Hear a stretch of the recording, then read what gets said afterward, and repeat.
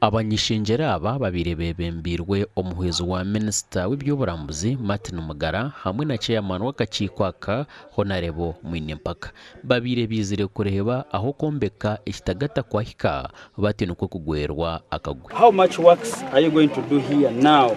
How much is the entire project cost as it stands now? And how much has been advanced to the contractor now? And what are you going to deliver as the contract stands now minus the expansion? Kutuhikaho echo kubanza twashanga ngo hariho busubwamani kugira ngo contractor owabandise akiruka murumo kandi yiruka ayibire na government. Nemwe biyayombekire emwe twashanga bitire ka mukungu.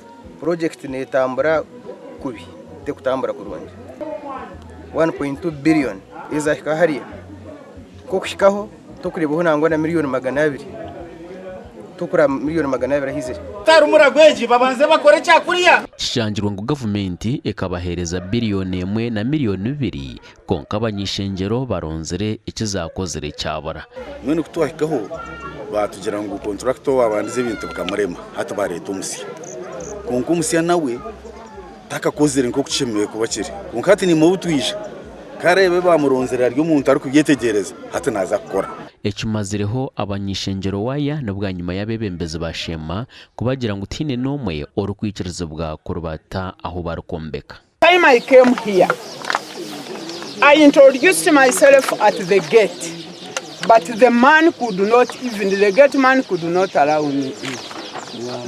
I even had an official car. I even introduced myself like you can even imagine. Abany'eishengyero bashaziremo kuvugana abarikwombeka ekitagata eki rero babatebeze aho batire Sente. Bashaba ngo bije mu gaciko batushobore Sente zo bazikozise bata zikozire ki aho kwitustwazireba gasha kwa mayiko atwakire.